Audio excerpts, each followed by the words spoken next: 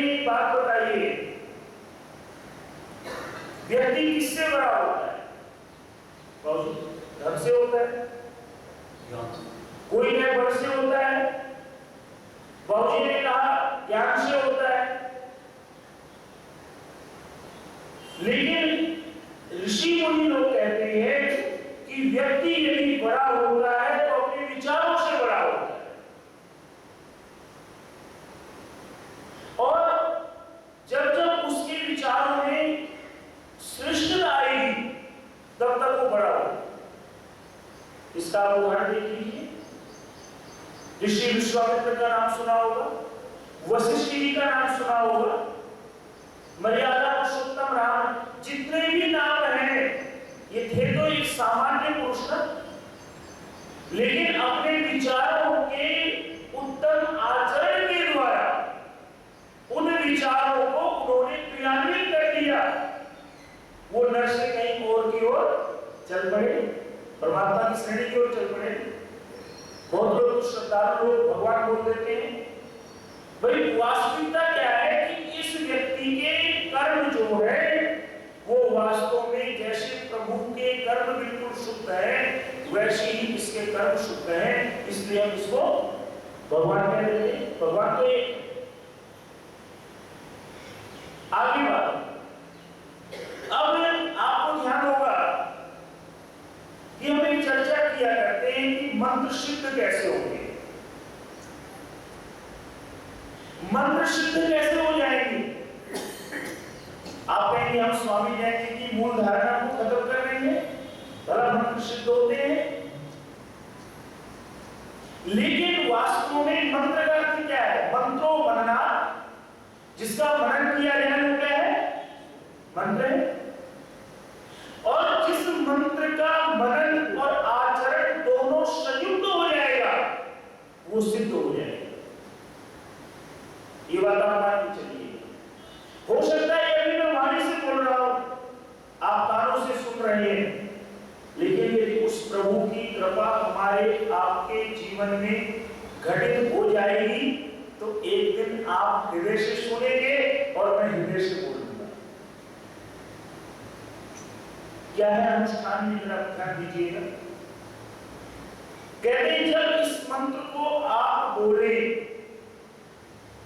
तो कहते अपनी आत्मिक श्रेष्ठता का, पूर्णता का और पवित्रता का ध्यान करें। आप मुझे एक बात बताइए, मैं आप वही है ना जिन्होंने कभी असफलताओं से डर करके आत्महत्या तक का विचार सबके मन में आता है? आया होगा नहीं सबके मन में? कभी ना कभी आप इतने निराश हुए होंगे, बात को सुनिएगा बेटे, कभी इतने निराश हुए होंगे कि आपको ये लगा होगा अरे मैंने इतना परिश्रम किया, मैं इतना प्रभु भक्त हूं, फिर भी मेरे जीवन में सफलता क्यों नहीं है? आप बड़े निराश हुए होंगे, लेकिन जिस दिन आपको सफलता मिली उस दिन आपने क्या कहा? वो सब बातें भूल गए, आपने कहा प्रभु तेरा शुक्र है, तेरा धन्यवाद। आत्मा वही है, व्यक्ति वही है, लेकिन विचार दर्शन में और समय में बदलाव आ गया। इसलिए वेद क्या कहता है? कहता है कि आप बस अपने जो अच्छे गुण हैं, हमें अपनी निराशा का ध्यान नहीं करना है। मेरे कहने का भाव ये था, अपनी निराशा का ध्यान नहीं करना है, हमें अपनी आशा का ध्यान करना है। जो जीवन में श्रेष्ठ है, जो जीवन में हमें पूर्ण बना सकता है, उसका ध्यान करना है। हम क्या सोचने लगते हैं? आप बताइए, जब कभी निराश होते हैं, पिछली बातों को माता जी जो नकारात्मक बातें, सकारात्मक बातें नहीं, जो नकारात्मक बातें वो ज्यादा चलती, फिर दुखी हो जाते हैं। अरे ऐसे हुआ था, अब फिर वही हो रहा है, तब ऐसे घटनाक्रम घटा था, फिर वही घटता है। लेकिन आइए आपको इससे आगे ले चलते हैं। अगली चीज क्या आएगा, उस चर्चा को विराम आगे देंगे। दूसरी बात क्या है? कहते हैं आप अपने अंदर जो कमी महसूस करते हैं, जो न्यूनता महसूस करते हैं, कहते हैं वो प्राकृतिक है, वो नेचुरल है, वो है आपका निज रूप नहीं है।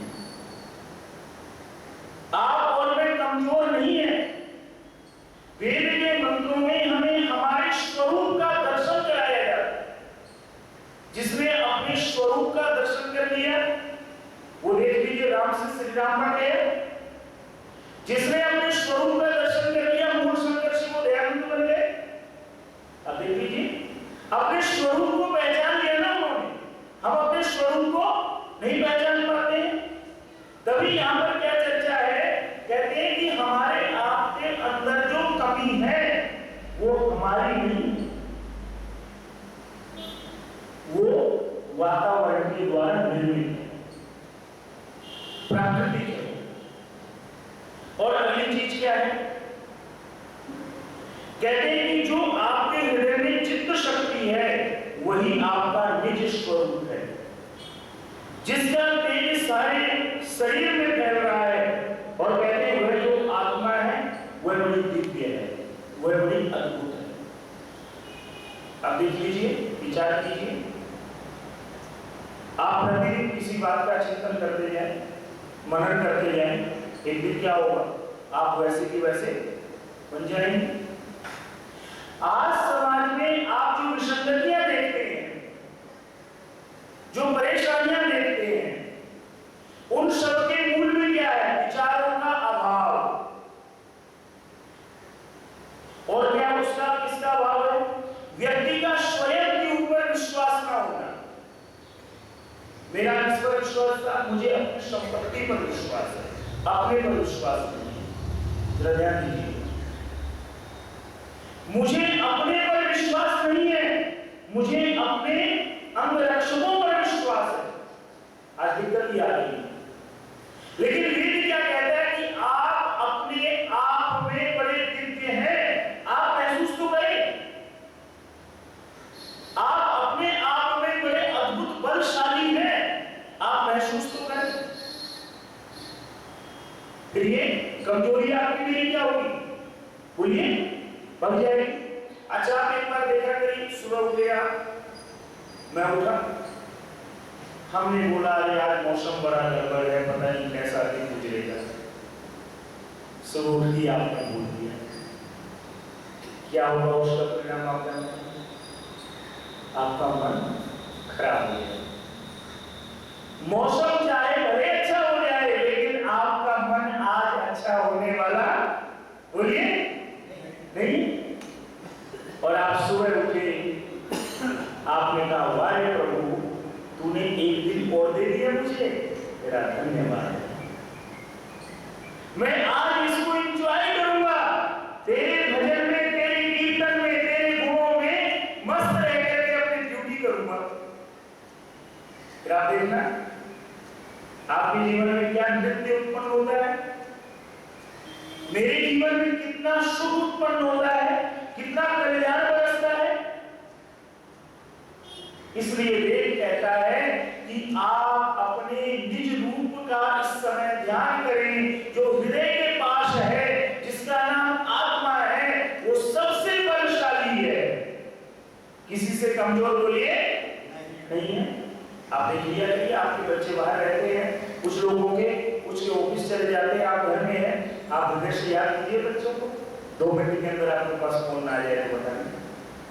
कभी देखा होगा आपने, जब जब आपने अपने किसी नजदीकी को पुकारा होगा, याद किया होगा कि अरे मुझे अपने बेटे से बात करना चाहिए और मेरा फोन नहीं लग रहा, तब तब आपने देखा होगा कि कुछ मिनट, कुछ घंटों के अंदर आपकी उनसे बात बोलिए हो जाती है कि नहीं हो जाती। क्यों? क्योंकि आपने हृदय से पुकारा। इसका मतलब क्या हुआ, कोई ऐसी शक्ति है जो आपके हृदय में भी विद्यमान है और आपके संबंधी में भी विद्यमान है, और वो शक्ति कौन है, बोल दीजिए, परम पिता परमात्मा। अगली चीज क्या है, अगली चीज है, कहते हैं कि हमारे इन हीन भावों के कारण, हमारे इन हीन भावों के कारण जो हमारी स्वयं की शक्ति है उसका विकास नहीं हो रहा।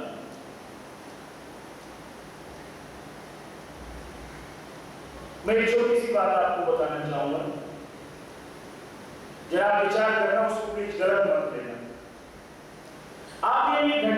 टीवी की युवराज सिंह को कैंसर हो गया। आप सभी ने पढ़ा था, जो क्रिकेट का प्लेयर है। आप कहेंगे यहाँ उसका क्या मतलब है, लेकिन एक पर्टिकुलर पूरी बात आप समझिए। क्या हो गया उसको? बुद्धि जी कैंसर हो गया। और उसने कहां से प्रेरणा ली? एक खिलाड़ी है अमेरिकन, लांस आर्मस्ट्रांग, याद होगा आपको, अगर कुछ नाम गलत बोल रहा हूं। नहीं, वो तो अलग है। आर्मस्ट्रांग एक खिलाड़ी है जिसको भी वहां की संस्था ने बैन भी लगा दिया। आप तो अखबार में पढ़ते रहते हैं। उसने उससे प्रेरणा ली, कैसे ली? कि उस व्यक्ति का कैंसर लास्ट स्टेज का घोषित हो गया और फिर भी उसने अपने आत्मिक बल से उस कैंसर को पराजित नहीं किया। अमेरिका की सबसे कठिन दौड़ को भी चैंपियन बनाया। उसको उसने अपना प्रेरणा स्रोत बनाया। अब आप देख लीजिए, वो तो वेदों को नहीं मानता, युवराज सिंह तो वेदों को नहीं मानता, लेकिन उन्होंने अपने आप पर विश्वास बोलिए बनाए रखा। फिर आप मुझे छोटी सी बात बताइए, क्या आप और हम जो वेदों को मानने वाले हैं, क्या हमें अपने ऊपर विश्वास नहीं होना चाहिए? बोल दीजिए, उनसे ज्यादा होना चाहिए। हमें डरना नहीं चाहिए। हमारे यहाँ की समस्या क्या है?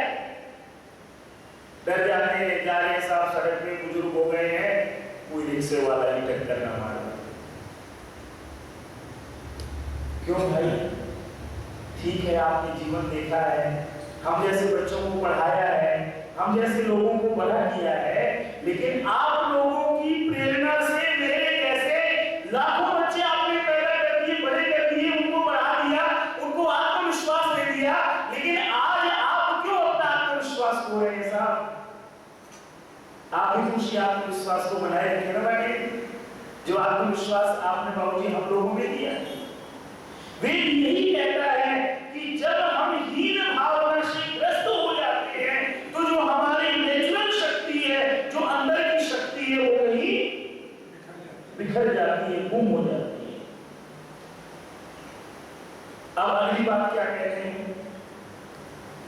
जरा शब्दों पे गौर करना और इन 3 शब्दों को आज पूरे दिन चिंतन करना है। तो अभी घड़ी मंदिर को बहुत समय है, इन 3 शब्दों का चिंतन करना। मैं तो बहुत बार करता हूं, पढ़ता हूं, तब तो जरूर करता हूं, ईमानदारी की बात है, बाद में क्या भूलें। क्या है? कहने अपने हृदय में अमर्याद भक्ति जगाइए, सीमाओं के परे जाकर के अपने हृदय में भक्ति को प्रज्वलित कीजिए। मर्यादा के परे, सीमाओं के परे अमर्यादा होता है। और दूसरा शब्द क्या है? अमर्याद मित्रता कीजिए, सीमाओं के परे जाकर के मित्रता कीजिए, सब बंधनों से दूर जाकर के मित्रता कीजिए, सारी फाउंडेशन से परे मित्रता हो हमारे और प्रभु की। और तीसरी चीज क्या है? अमर्याद प्रेम बढ़ाइए। अब जरा ध्यान दीजिए, स्वामी दयानंद जी का उदाहरण सबसे पहले देना चाहूंगा। लोग कहते हैं कि हम अलग हैं। मैं कहता हूं कि गुरु नानक, कबीर, स्वामी दयानंद,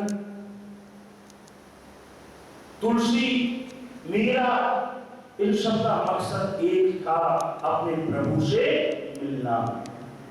मार्ग अलग थे, लेकिन भावनाएं सबकी बोल लीजिए एक ही। अब जरा उदाहरण देखिए, स्वामी दयानंद जी को एक महात्मा प्रतिदिन गालियां देता है, सुना होगा आपने। एक महात्मा प्रतिदिन उनको गालियां देता है, अपशब्द बोलता है, बहुत उल्टा सीधा बोलता है, लेकिन गुरुवर दयानंद को रत्ती भर भी असर नहीं होता। और एक दिन क्या करते हैं, एक भक्त आता है, स्वामी जी के पास फलों का टोकरा लेके आता है। स्वामी जी ये फल आपके लिए। स्वामी जी कहते हैं कि भाई, मेरे पड़ोस में बाबा जी रहते हैं, ये फल उनको दे आइए। भक्त कहता है स्वामी जी आप क्यों नहीं? बोले नहीं, उसकी ज्यादा शक्ति खर्च होती है, उसको ज्यादा इन फलों की आवश्यकता है। वो व्यक्ति फल लेकर चला जाता है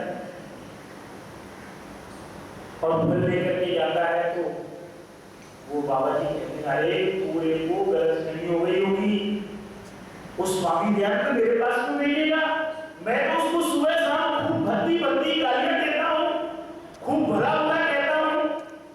अरे भाई साहब आपको कुछ गलती हो गई होगी। अरे नहीं बाबा जी वो स्वामी जी नहीं भेजे। कहते हैं कि जब वो व्यक्ति विश्वास कर लेता है तो जाकर के स्वामी जी के चरणों में गिर करके उनसे बोल दीजिए क्षमा मांगता है। आप और हम क्या करते स्वामी जी की?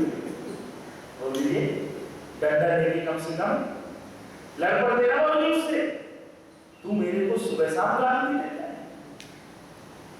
दूसरा उदाहरण आप देखिए गुरु नानक देव जी का, बड़ी फेमस कहानी है वो, मैं लंबा नहीं कर रहा हूं कि एक गांव में जाते हैं खूब सेवा होती है, दूसरे गांव में जाते लोग पानी करके पूछते, अब उनका शिष्य उनके साथ रहता है, तो जहां सेवा होती है उनको कहते उजड़ जाओ और जहां पर पानी नहीं पूछता उनको कहते बसे रहो। शिष्य कहता है गुरुजी नानक देव जी एक बात बताइए, जिन लोगों ने आपकी इतनी सेवा करी उनको आपने गुजरने का आशीर्वाद दिया, जिन लोगों ने आपको पानी तक नहीं पूछा उनको आपने बसे रहने का आशीर्वाद दिया। गुरु नानक देव जी आप सब जानते हैं क्या कहते हैं? अरे मर्दाना जिन लोगों ने मुझे सेवा करी वो बहुत अच्छे हैं, अगर वो बिखर जाएंगे तो समाज में अच्छाइयां फैल जाएंगी और अगर ये बुरे फैल जाएंगे तो समाज में बुराइयां फैल जाएंगी। भाव देखिए, चाहे वो कबीर है, चाहे वो मीरा है, चाहे वो प्रहलाद है। प्रहलाद यही तो कहता है ना आप परमात्मा बोलिए नहीं हो सकते, परमात्मा तो और कोई है, आप परमात्मा नहीं हो सकते। आप मुझे बताइए कि स्वामी देवता अलग कहां से हो गए? लेकिन लोग बात क्या मानने को तैयार नहीं है।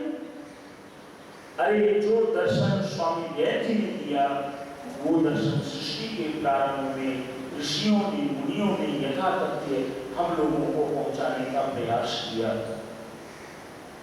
इसलिए कहते हैं कि अगली चीज तीन चीजों में अमर्याद भक्ति, अमर्याद मित्रता, अमर्याद प्रेम बढ़ाए जैसे इन लोगों ने बढ़ाया। आप ऋषिदेव जी को आप जानते हैं समाधि लगाते थे ना स्वामी जी, और समाधि लगाते थे। आप सोचिए प्रभु से कितने नजदीक थे वो, बताइए थे ना नजदीक। लेकिन कभी आपने स्वामी देव जी को ये कहते सुना कि प्रभु जी आज मुझे भोजन नहीं मिला, कैसे भोजन दिलवा दो? और आप जीवन चरित्र पढ़ लीजिए, स्वामी देव जी 3 दिनों तक भूखे प्यासे 4 दिनों तक रहते थे, लेकिन कभी उस प्रभु को गिला नहीं किया। योगीराज कृष्ण को देख लीजिए, पैदा जेल में होते हैं, असली मां का दूध नहीं मिलता, असली पिता का साया नहीं मिलता, लेकिन हमेशा मुस्कुराते हुए रहते हैं, कभी प्रभु को गिला नहीं करते हैं।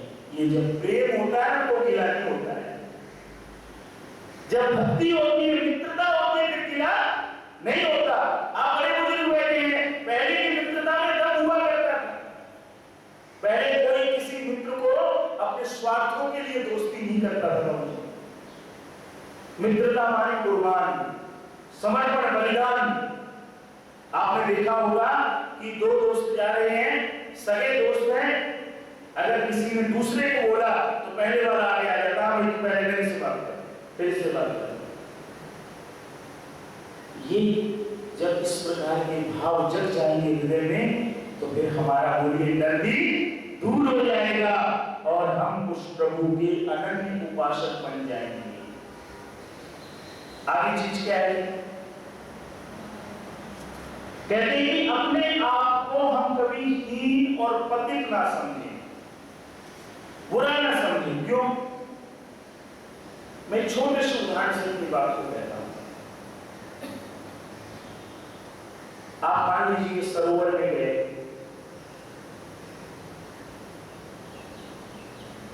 आपने देखा सरोवर में पानी ठहरा हुआ है। आपने क्या किया? एक कंकड़ उठाया, उस सरोवर के पानी में डाल दिया। क्या होगा बोलिए? लहर उठेगी ना। और आप देखेंगे कि कंकड़ एक डाला लेकिन लहरें कई सारी थी, 1 2 3 4 5 6 और दूर तक जाएगी वो। ठीक उसी प्रकार से जब आप संध्या करते हैं, जब आप प्रार्थना करते हैं, उस समय आपका मानस बिल्कुल ठहरा हुआ होता है। उस मानस के सरोवर में अच्छे विचारों की कंकड़ डालें, अपने आप को हीन पतित समझने वाले कंकरों को ना डालें। उस समय जो डालोगे वही बोलिए आपके दिमाग में निर्माण हो जाएगा। और अगली बात क्या कहते हैं? एक उदाहरण देना चाहूंगा। आपने अभी क्या किया? वो यज्ञ किया। लोहा को जब गलाना होता है, सर क्या करते हैं? आग में गर्म कर देते हैं। एकदम आप देखेंगे लोहे में और अग्नि में कोई अंतर नहीं रहता, एकदम वो भी लाल और वो भी लाल। ठीक उसी प्रकार से जब हृदय में परमात्मा रूपी अग्नि प्रज्वलित हो जाएगी तो ये लोहा रूपी मनुष्य बोलिए क्या हो जाएगा? प्रज्वलित हो जाएगा। और जब ये प्रज्वलित हो जाएगा तो मेरी आपके अंदर का बुरा समाप्त हो जाएगा और जगेगा तो क्या जगेगा? केवल प्रकाश जगेगा। अगली बात और क्या है? और ये 5 मिनट और अगली बात बड़ी सुंदर है। कहते हैं कि अब आ जाइए, मैंने बहुत सारे नाम लिए, हो सकता है कुछ बड़ों को ये आपत्ति होगी, आपने गुरु नानक देव जी, स्वामी दयानंद जी, कबीर, तुलसीदास, सबका एक साथ नाम कर दिया। जरा एक मैं वेद का मंत्र आपको सुनाना चाहूंगा। ये ना ये जब एग्जाम्पल दो तो उसके लिए मान्य है। एक मंत्र सुनाना चाहूंगा, आप उसको फिर समझिएगा, फिर दोनों में आपको अंतर पता चल जाएगा कौन कहां बैठा है कौन कहां है। मंत्र क्या है? मंत्र ये है मूर्धानमश्य संसिद्ध्य अथर्व हृदयं च यत् मस्तिका ऊर्ध्वप्रे यत् पवमानो अधिशीर्षते। अब दोनों में आपको अंतर पता चलेगा। कहते हैं कि 2 प्रकार की भक्ति है और 2 प्रकार की बातें, जरा उनको समझा तो फिर आपको ये मंत्र स्पष्ट करूंगा। कहते हैं जो भक्ति का स्थान है वो कहां पर है? वो हृदय में है। भक्ति का स्थान कहां पर है? हृदय में है। अभी हमने मैं पढ़ा तो हृदय की चर्चा करी। और कहते हैं भक्ति से हृदय का बल बढ़ता है। आप जब कभी संध्या करते हैं, प्रभु का नाम लेते हैं तो क्या होता है बताइए? आपके हृदय का बल बढ़ता है कि नहीं बढ़ता है? उत्साह बढ़ता है। और कहते हैं भक्ति से विविध शक्तियों का विकास होता है। तब मेरे आपके अंदर पता चलेगा कि ये कमजोरी है, इसको दूर करना है, जैसे मैंने चर्चा करी। और अगली बात क्या आती है? अब कहते हैं 2 बातें। कहते हैं यदि भक्ति में अनियमितता हो तो इससे अंधविश्वास बढ़ता है। आपकी बात क्या है? भक्ति में यदि अनियमितता हो तो क्या होता है? अंधविश्वास बढ़ता है। अब देख लीजिए, आप मुझे एक बात बताइए, आपके पास मेरे पास समय है या नहीं है? हम भोजन करते हैं कि नहीं करते? बोलिए किसके लिए? शरीर के लिए, ठीक उसी प्रकार से इस मन की बुद्धि की खुराक के लिए जो भक्ति का समय है, संध्या का समय, यज्ञ का समय है, क्यों नहीं निकालते? तो क्या होगा इससे? अंधविश्वास बढ़ेगा। कैसे बढ़ेगा? एक छोटा सा एग्जाम्पल देना चाहूंगा। मान लीजिए आप डेली संध्या करते हैं, डेली यज्ञ करते हैं, एक दिन आप संध्या यज्ञ करना भूल गए और उसी दिन आपके साथ कुछ गलत हो गया, आप किसको दोष देंगे?